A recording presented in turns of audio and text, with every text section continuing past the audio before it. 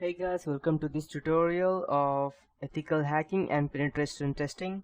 So in this specific course that I would be teaching, I would be mainly concentrating on Kali Linux. Besides, if you have some prerequisites like basic fundamentals of Linux, or if you know what programming is, or if you have at least done some basic programming stuff like C, or even better, the least easiest programming language that I think would be Python. So even if you have the basics in that, this would be much more easier for you. So before I start with any of this process, I'd like to ask one question, that what is ethical hacking?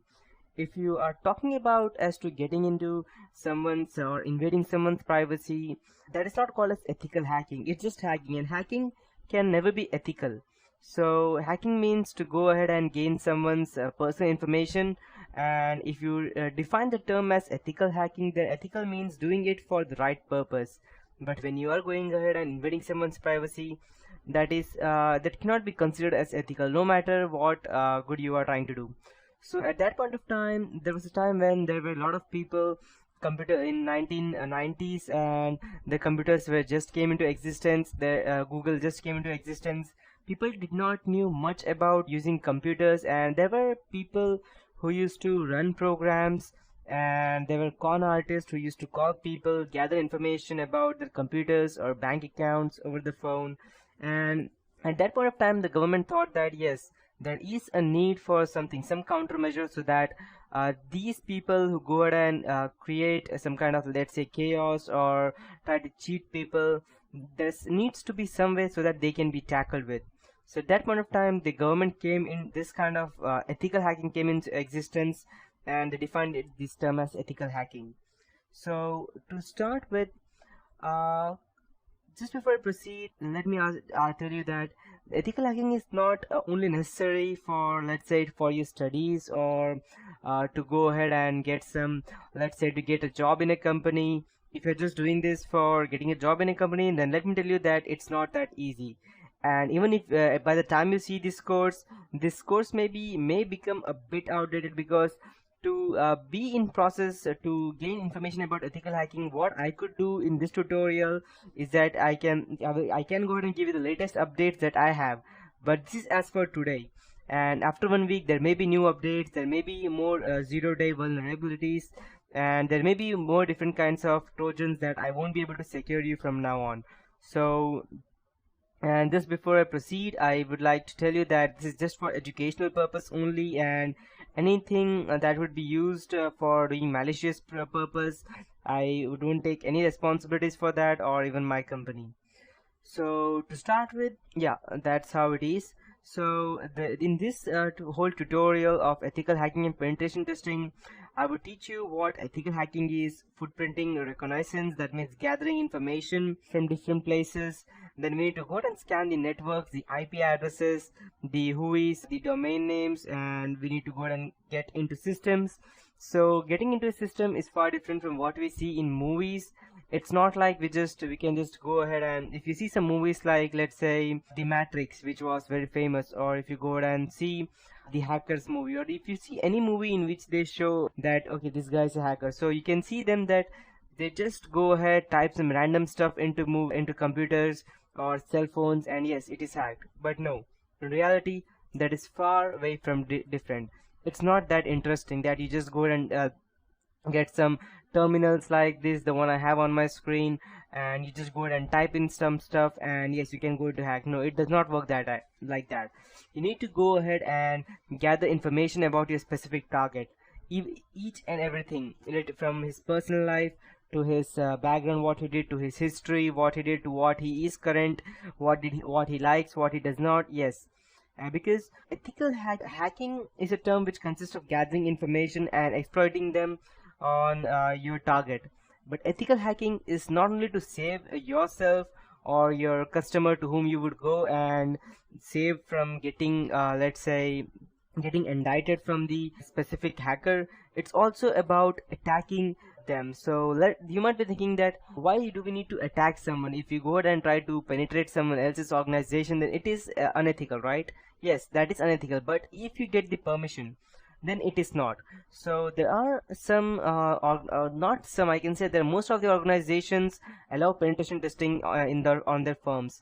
The reason being that they need to know that if there are some hackers out there, and so how could they go ahead and save themselves from them. And so they go ahead and authorize a penetration tester, someone like me or someone like you who would become after going through this whole project of mine. So once you go through this project, you will become some kind of an ethical hacker, but you need to keep yourself updated and you need to go ahead and practice continuously, and there is no actually stop for this ethical hacking.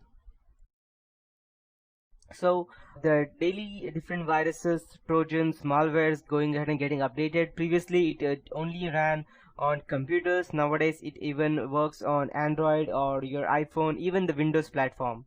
So you need to know each and everything, and when you are going ahead and gathering information, let's say you are a penetration tester and an organization has hired you, so you need to make sure that you use each and everything up to that you have under your pocket, inside your pocket, to go ahead and try to penetrate this organization, because that is your aim. You need to know, you need to think from a malicious hacker's point of view as to how would they try to gain access.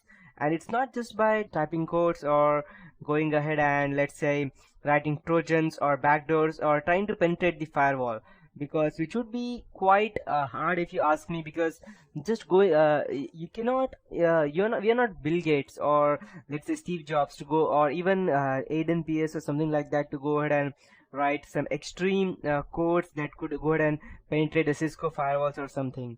So that does not happen in our day-to-day life as you see in the movies. To go for, if we need to go ahead and penetrate an organization, Kali Linux is the best far operating system that I have ever come through to go ahead and gather in my whole life. So you can go ahead and even write your own, let's say, programs, be it in C or Python or whichever language you want, and you can just go ahead and target it to a specific person or an organization. So yes, that's how it is.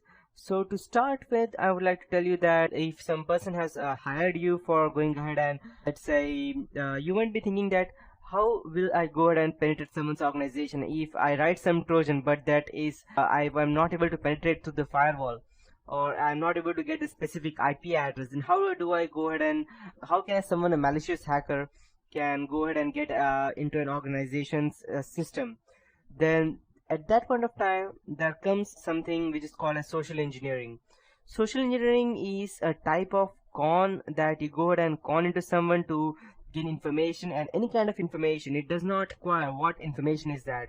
So in this tutorial that I would be teaching, I will be telling you some case studies in between as to how there were some penetration testers who went ahead and gathered some information through the clients itself, and they didn't even knew that they were giving out some important information, and then they went ahead and hacked into their personal systems and told them that these are the ways that any kind of hacker go ahead and they get your access into your organization.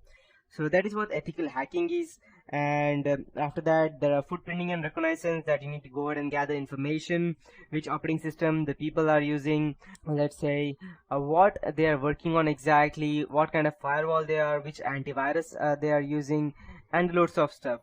After that, we need to scan networks as to which IP address they are, again, which IP address they have, what are, let's say, what are the sources of IP address, between which range are they exactly, things like that. After that, we need to go into system hacking, trojans, backdoors. We need to know what viruses and worms can do.